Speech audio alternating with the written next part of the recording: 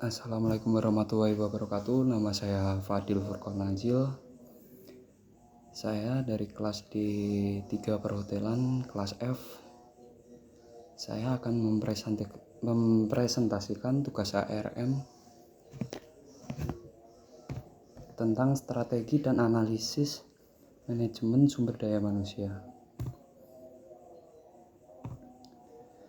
Manajemen sumber daya manusia (MSDM) adalah tulang punggung setiap organisasi yang sukses. Ini bukan hanya tentang merekrut dan memecat karyawan, tetapi tentang mengelola aset terpenting perusahaan. Aset terpenting dari perusahaan merujuk pada sumber daya yang paling bernilai dan berperan krusial dalam keberlangsungan serta kesuksesan perusahaan. Aset ini dapat berupa sumber daya manusia, aset fisik, aset keuangan, dan aset intelektual yang menjadi faktor utama dalam pencapaian tujuan bisnis. Sedangkan untuk jenis aset terpenting dalam manajemen sumber daya manusia adalah di dunia perhotelan adalah karyawan, manajer, dan pemimpin organisasi menjadi aset utama karena mereka menjalankan operasional bisnis, mengambil keputusan, menciptakan inovasi. Tanpa SDM yang kompeten, aset lain tidak dapat dikelola secara efektif. MSDM yang efektif memastikan bahwa setiap karyawan berkontribusi maksimal terhadap tujuan organisasi.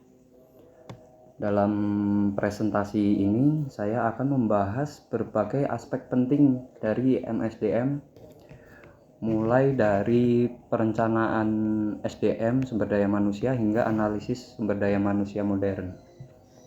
Kita akan melihat bagaimana manajemen sumber daya manusia dapat menjadi kekuatan strategis yang mendorong pertumbuhan dan profitabilitas perusahaan. Perencanaan sumber daya manusia. Untuk analisis kebutuhan, perencanaan SDM dimulai dengan analisis kebutuhan sumber daya manusia. Ini melibatkan identifikasi keterampilan dan kompetensi yang dibutuhkan perusahaan untuk mencapai tujuan strategisnya. Peramalan sumber daya manusia dapat dilakukan secara kualitatif, yaitu atau DELPI opini ahli. DELPI dan opini ahli itu adalah sebuah metode. Metode DELPI adalah teknik sistematis untuk mengumpulkan dan menyusun opini dari sekelompok ahli guna untuk mencapai kesepakatan atau prediksi yang lebih akurat. Dalam manajemen SDM, sumber daya manusia, metode ini sering digunakan untuk menganalisis tren tenaga kerja dan kebutuhan kompetensi masa depan. 2. Mengembangkan kebijakan sumber daya manusia berdasarkan wawasan para ahli. 3. Mengevaluasi efektivitas strategi manajemen dan pelatihan.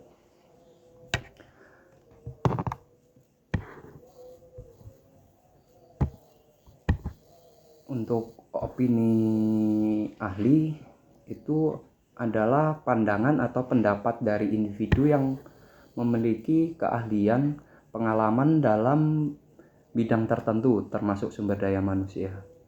Dalam manajemen sumber daya manusia, opini ahli digunakan untuk menilai tren pasar tenaga kerja dan kebutuhan keahlian masa depan. 2. Untuk membantu dalam pengambilan keputusan terkait kebijakan sumber daya manusia. Yang ketiga, untuk mengevaluasi efektivitas strategi rekrutmen, pelatihan, dan pengembangan karyawan.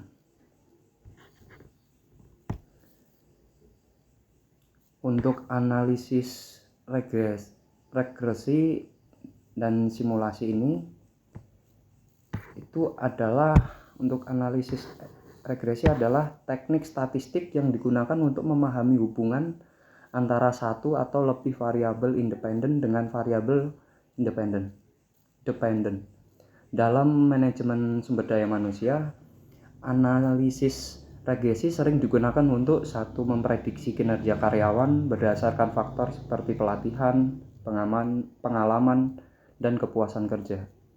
Untuk fungsi yang kedua, menganalisis faktor yang mempengaruhi retensi karyawan, seperti gaji, budaya kerja, dan peluang promosi. Ketiga, menilai dampak kebijakan sumber daya manusia terhadap produktivitas dan efektivitas tim. Penawaran dan keseimbangan. Setelah kebutuhan diidentifikasi, langkah selanjutnya adalah mengevaluasi penawaran sumber daya manusia yang tersedia baik internal maupun eksternal. Keseimbangan antara kebutuhan dan penawaran sangat penting untuk menghindari kekurangan atau kelebihan sumber daya manusia. J.W. Marriott adalah contoh sukses dalam perencanaan SDM untuk menghadapi pertumbuhan pasar yang pesat.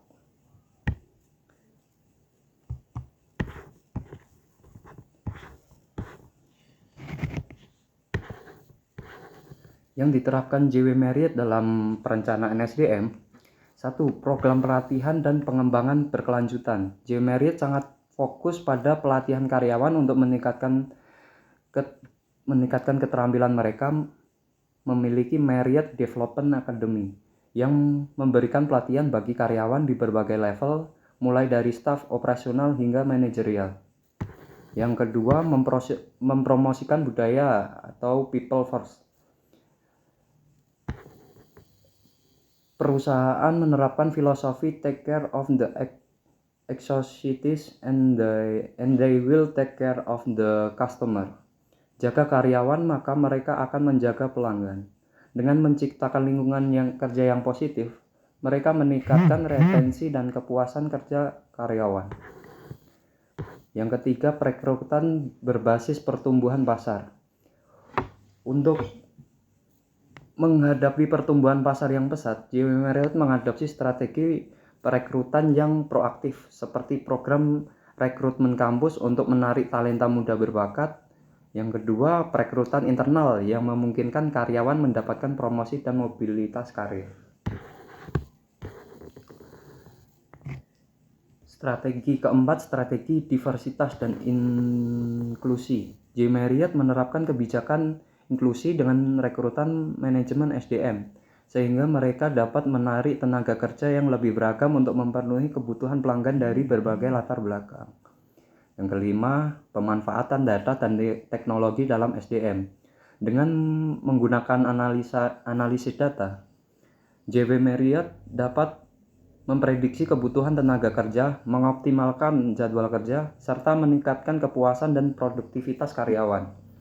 Hasil yang dicapai dengan strategi tersebut adalah 1. Tingkat retensi karyawan yang tinggi, 2. Peningkatan kualitas layanan pelanggan, 3.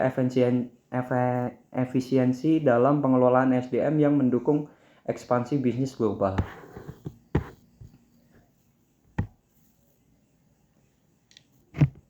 Perusahaan dengan perencanaan SDM yang baik memiliki tingkat retensi karyawan 20% lebih tinggi. Ini menunjukkan bahwa investasi dalam perencanaan SDM tidak hanya meningkatkan efisiensi tetapi juga meningkatkan loyalitas dari karyawan.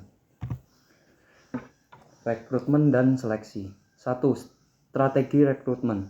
Rekrutmen dapat dilakukan secara internal, promosi atau transfer, dan eksternal, melalui iklan agen media sosial. Strategi yang tepat tergantung pada kebutuhan dan sumber daya perusahaan.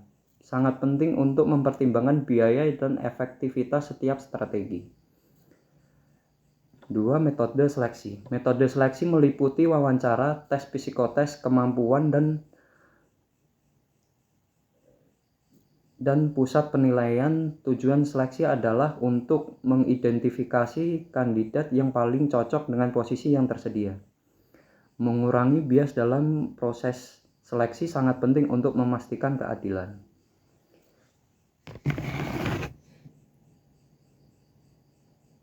Efisiensi.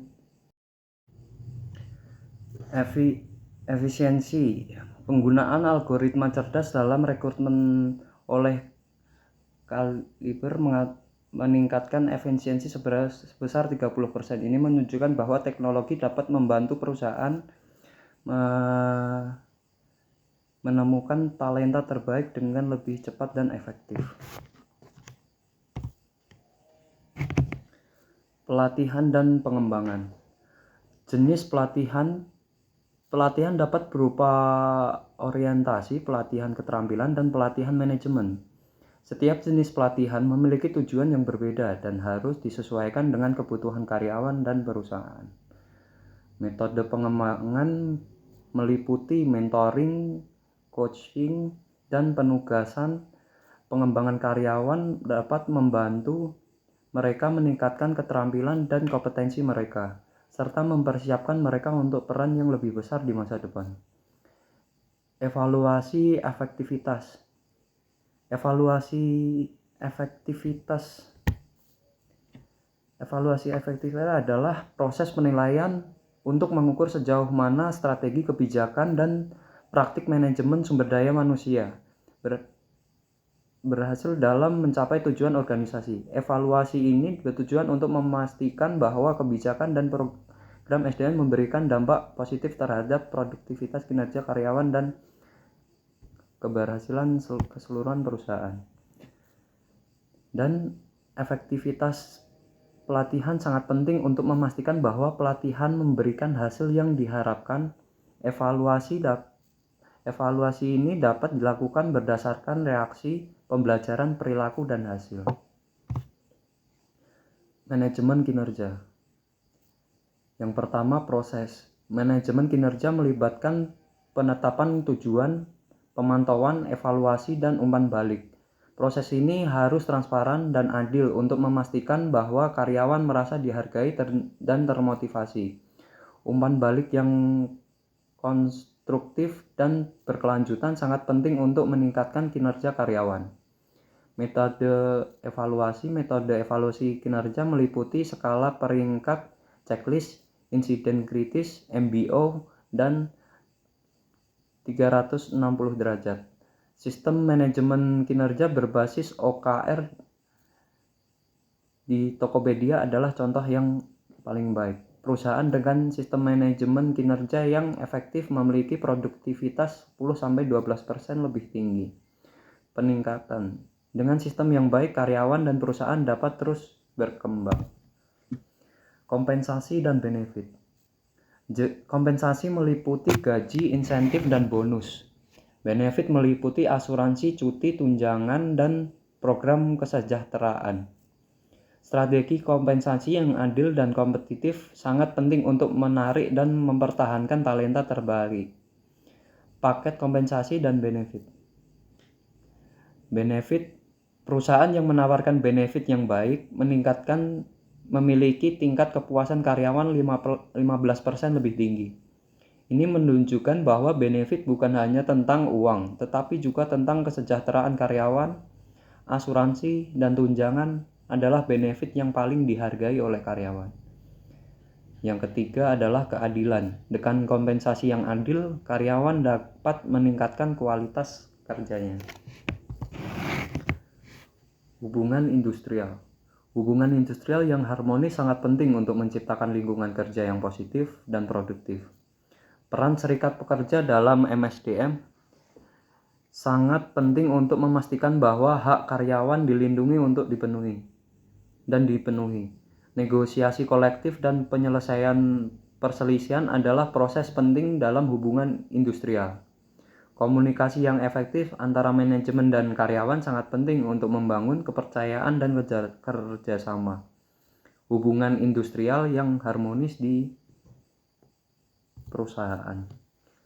Analisis SDM.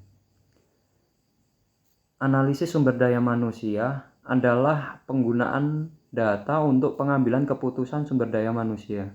Metrik sumber daya manusia penting meliputi tingkat turnover, biaya rekrutmen, produktivitas, dan kepuasan karyawan. Alat analisis sumber daya manusia meliputi dashboard, laporan, dan model prediktif. Dengan analisis sumber daya yang baik, Perusahaan dapat memahami tren dan pola dalam sumber daya mereka, serta membuat keputusan yang lebih baik tentang perekrutan, pelatihan, dan pengembangan karyawan. Tentang manajemen sumber daya manusia modern. Manajemen sumber daya manusia modern menghadapi berbagai tantangan, termasuk perubahan demografi dan tenaga kerja multigenerasi, teknologi, dan otomatisasi. Globalisasi dan mobilisasi tenaga kerja serta keterampilan yang dibutuhkan untuk di masa depan. Adaptasi manajemen sumber daya manusia modern terhadap tren kerja jarak jauh, remote working. Ini akibat pandemi COVID-19 adalah contoh bagaimana manajemen sumber daya manusia harus fleksibel dan responsif terhadap perubahan. Perusahaan harus berinvestasi dalam teknologi dan pelatihan untuk mempersiapkan karyawan mereka menghadapi tantangan ini. Kesimpulan, dalam presentasi ini kita telah membahas berbagai aspek penting dalam strategi dan analisis manajemen sumber daya manusia. Kita telah melihat bagaimana manajemen sumber daya manusia dapat menjadi kekuatan strategis yang mendorong pertumbuhan dan profitabilitas perusahaan. Manajemen sumber daya manusia bukan hanya tentang mengelola karyawan, tetapi juga tentang menciptakan lingkungan kerja yang positif dan produktif di mana setiap karyawan dapat berkontribusi maksimal. Mengembangkan manajemen sumber daya manusia yang efektif sangat penting untuk mencapai keunggulan kompetitif. Perusahaan harus berinvestasi dalam perencanaan sumber daya manusia, rekrutmen dan seleksi, pelatihan dan pengembangan, manajemen kinerja, kompensasi dan benefit, hubungan industrial, dan analisis sumber daya manusia. Sebuah studi kasus tentang dampak manajemen sumber daya manusia strategis terhadap keberhasilan jangka panjang perusahaan menunjukkan bahwa investasi dalam manajemen sumber daya manusia memberikan hasil yang sangat signifikan. Sekian presentasi dari saya. Jika ada kesalahan dan kekurangan, saya mohon maaf. Terima kasih. Wassalamualaikum warahmatullahi wabarakatuh.